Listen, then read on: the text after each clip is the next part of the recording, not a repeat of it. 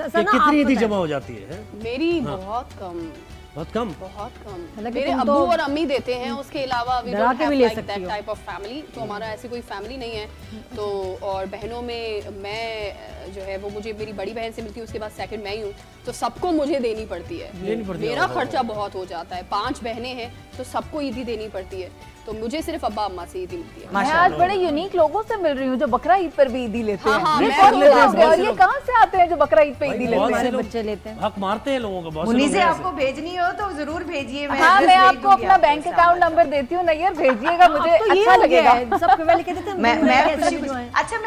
अच्छा ये जो होता है ना कि ईदी लेके खुश होते हैं, मैं ईदी दे के भी इतनी खुश होती हूँ माशाल्लाह। सारे बहन भाइयों के बच्चे आते हैं ना, तो वो फिर मैं उन्हें उनकी सबके लिए एनवेलप्स बनाए हुए होते हैं, या फिर ये कि सबको मैं देती भी बड़ी खुशी से होती है, क्योंकि ये वो बच्चों को बस वही याद रहता है, तो बच्चों को गोश्त में कोई दिलचस्पी नहीं। यार ये खुशी हम आपको देना चाह रहे हैं। भाई मुझे बताए, दोनों ईद पे जब अक्सर ऐसा होता है, क्योंकि हम सबने कभी कभार ये होता है डिजाइनर ने कपड़े खराब भेज दिए। अरे अरे ओहो, जो चिल्लाती हैं ख्वातीन एंकर्स, अल्लाह अकबर। होता है, बहुत होता क्या है। कभी मेरे हुआ साथ स्पेशली बहुत होता है, क्योंकि अगर हम रेडी टू वेयर पे जाएंगे तो मेरा size extra small, unfortunately, sorry आप लोग प्लीज बुरा मत मानिएगा, लेकिन हमारे पाकिस्तान में अनफॉर्चुनेटली लोग डाइट का ख्याल नहीं रख रहे। आजकल जो स्मॉल साइज है, इट मीन्स कि वो मीडियम साइज आता है, यानी कि लोग खवातीन मोटी ज्यादा हो गई हैं, इसकी वजह से हमें खुद बनवाने पड़ते हैं ऑर्डर पर। कभी आपके ड्रेस डिजाइनर बहुत एवरी टाइम, मतलब मेरा ये आप पूछे कि कभी ऐसा हुआ है कि गलती से कोई कपड़े बिल्कुल ठीक सिल गए हो, ऐसा नहीं होता। अच्छा, हमेशा कितना गुस्सा आता है बुलेटिन करते हुए ना, मैं अच्छी नहीं लग रही, मैं अच्छी नहीं लग रही, साथी एंकर को मैं अच्छी नहीं लग रही। नहीं, मैं नहीं पहनती। अगर एक भी मुझे ऐसा लगता है कि मेरे ड्रेस में एक सिर्फ नुक्ता चिंगी थोड़ी सी भी अगर गड़बड़ हो या सिलाई पे, मैं वो कपड़े नहीं पहनती, क्योंकि मैं रिपीट ड्रेस भी नहीं पहनती। इसका बहुत स्ट्रेस होता है। रिपीट भी नहीं तो फिर क्या पहनना? फिर मैं हर शो में ये मैंने रखा हुआ है, मैं नया ड्रेस एवरी शो आज तक रखे हुए, जितने शोज है उसमें मैंने हमेशा अलग कपड़े लिए। तुम्हारे महीने कितना खर्चा? बहुत खर्चा, बहुत खर्चा। तो सारी कपड़ों पे लगती है। नहीं, बिजनेस करती हूँ ना, तो बिजनेस से हमारा खर्चा पानी में हमेशा। लेकिन तुम कितने स्पेंड करती हो हर महीने कपड़ों पे?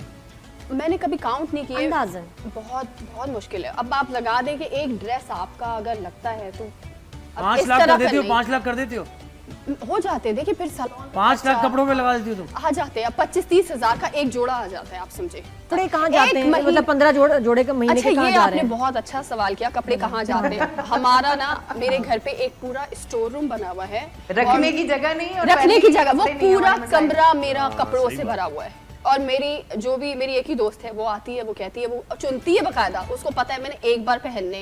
सना की बात में मैं हमारे देखने वाले, क्योंकि नादिया आपका शो और जुहेब आपका शो बहुत लोग देखते हैं, मैं देखने वालों को ये कहना चाहती हूँ कि सना से इस पे बिल्कुल इंस्पिरेशन नहीं लेना, बिल्कुल नहीं लेना, क्योंकि हमारे मुल्क के हालात ऐसे नहीं है कि आप सना के जैसे बन जाएं। सना के बिल्कुल नहीं बने। और हैं। मैं बहुत क्लियर कहती हूँ, मेरे बहुत खर्चे हैं और अल्हम्दुलिल्लाह मैं अपने खर्चे खुद पूरे करती हूँ। ये बात है ना, खुद करती हूँ। जो खर्चे हैं या जो उसका लिविंग स्टैंडर्ड है, मैं खुद करती हूँ पूरा। She works hard for it. Sana के बहुत सर्कमस्टेंसेस और बात ये है कि अब जो आपके पास हो आप उसके हिसाब से खर्चा करें। मुझे ऐसा लगता है कि मुझे ना बचपन से हमारी अम्मा जो दादियाँ होती है, वो हमें हमेशा से एक कहावत फेमस है, वो कहती थी कि बंदे को इतने ही अपने पाँव फसाड़ने चाहिए जितनी बड़ी चादर देखकर पाँव मुझे फैलाने ऐसा चाहिए। लगता है कि पहले पाँव फसाड़ो, फिर चादर को उन पाँव के हिसाब से एडजस्ट करो। अल्लाह अकबर। So एक ब्रेक ले लो यहाँ पे, ब्रेक ले लो। साहिर लोधी की सोहबत में जो रही है ना, सही तुमने, वहाँ से निकल रही है। तुम जो कह रही थी बिल्कुल सही कह रही थी पहले। ना तुम बताओ कि ये तुम्हारी दुनिया की, ये तुम्हारी दुनिया है, छापों की दुनिया। तो मुझे बताओ कि मतलब इकरार के तो हम ये शोज देखते थे, उससे पता चलता था कि बड़ा डेंजरस काम है बहुत। और अब एक लड़की का, इतनी प्यारी मासूम लड़की, मासूम तो शायद नहीं, हाँ हाँ, मैं बहुत मासूम हूँ। मतलब क्यों आपने कह दिया ऐसे कि मासूम तो शायद नहीं है। वेरी स्मार्ट, मासूम वेरी लड़की है, मैच्योर, काम कर रही है। आप इसको वो ना समझे। मैं हमेशा एक चीज कहती हूँ Nadia, sorry for cut you, कि मैं मासूम हूँ लेकिन बेवकूफ नहीं। नहीं यार, हमारे साथ ही है ना अभी आपको। हाँ, हमारे ना मासूम को लिया जाता है कि एग्जैक्टली, मैं सुन रही हूँ आप मतलब कमजोर, वो वाला चक्कर। नहीं आपके ऊपर भी आएंगे। क्राइम रिपोर्टिंग की आपने कराची में। कितनी कमाल लीडर लड़की है। तो इतने खतरे वाले शो पे सना, जरा अपना बताओ कितनी दफा तुमने लोगों को मारा, कितनी दफा दूसरों ने तुम्हें मारा है? अच्छा, मैंने नहीं मारा। मैंने बचपन में होता था कि लड़कों को थोड़ा बहुत पीटते थे बचपन में, लेकिन फिर बड़े होते रहे तो उसके बाद ऐसा नहीं है। लोगों ने अलबत्ता मुझे बहुत मारा है। स्पेशली मैं ये कहना चाहूँगी हमारी ख़वातीन को प्लीज़ थोड़ा हल्का हाथ रखें। मर्द फिर भी थोड़ा सा जो है वो मतलब कर देते हैं। औरतों ने मारा है? औरतें तो मतलब आसरा ही नहीं करती नादिया, वो बिल्कुल आसरा, वो नहीं आसरा करती। तो इतना फिरोज को आगे किया करो ना। फिरोज को क्या है आगे कर, ऐसा होता है बेसिकली बहुत जगहों पर ना, ख़वातीन में स्पेशली। आपको अभी मैं आपको बताऊंगी, आपको बुरा लगेगा। एक खातून थी जो कि दाई जिसे आप लोग कहते हैं, ऑफ कोर्स उनके पास कोई डिग्री नहीं होती। वो क्या कर रही थी कि वो अबॉर्शन कर रही थी, जो कि गलत है। आपके पास कोई डिग्री नहीं है, अब वो ये काम इस तरह के हो रहे होते हैं। तो फिर जब मैं उसके पास चली गई तो उसका पूरा पोल ही खुल गया था। तो हमारे साथ पूरी टीम थी, हेल्थ डिपार्टमेंट था, हमारी टीम भी थी, ऑफ कैमरा सारे खड़े हुए थे। लेकिन जैसे उसको पता चला कि मैं मीडिया से हूँ, और आप समझे डिस्टेंस इतना था कि जितना हमारा समझे कि अभी वो गेट हमसे दूर है, इतना डिस्टेंस था।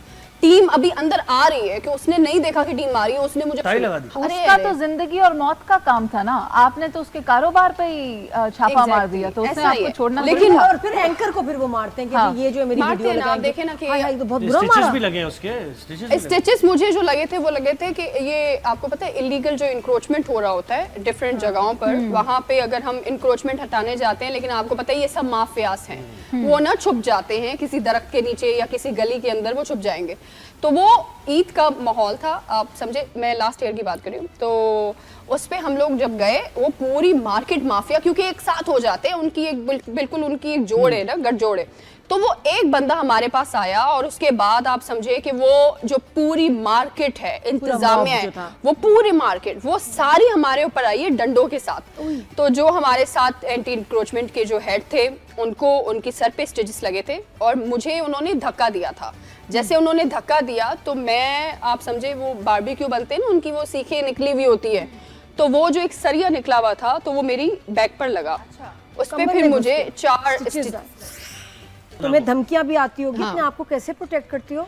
अच्छा देखिए नातिया, प्रोटेक्ट अगर बात करूँ ना, वो माँ की दुआएं होती है। नॉट ओनली माँ, अब्बा नाराज़ हो जाएंगे, अब्बा की भी दुआएं हैं, बहनों की भी दुआएं, ठीक है। तो माँ और आपकी जो फैमिली ऑफ कोर्स उनकी दुआएं होती है, वही आपको प्रोटेक्ट करे। जब मैं घर से निकलती हूँ ना, तो एक आवाज़ होती है, वो है मेरी माँ की आवाज़ कि अल्लाह अपने हिफ्ज़ व अमान में रखे। एवरी डे मेरी, जब मैं घर से निकल, चाहे किसी भी टाइम निकलूँ, मेरी माँ मुझे पीछे से ज़रूर ये कहती है कि अल्लाह अपने हिफ्ज़ व अमान में रखे।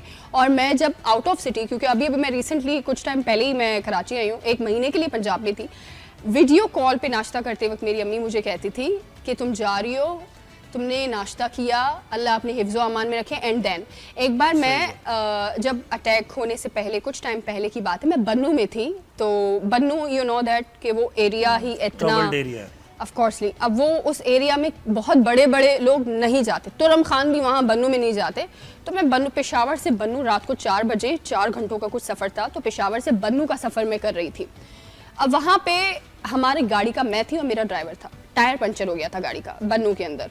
अब बन्नू के अंदर अगर आपकी गाड़ी का टायर पंचर होता है, ज़ुएब मेरी बात से वो अग्री करेंगे कि कितना मुश्किल है एक लड़की अगर बन्नू में अकेली फंस रही है। तो यकीन माने, आपको पता है मैंने क्या सोचा? मैंने ये सोचा, मेरी अम्मी का मैसेज आया हुआ था जब मैं बन्नू में थी, वो आया हुआ था कि अल्लाह अपने हिफ्ज़ व अमान में रखे।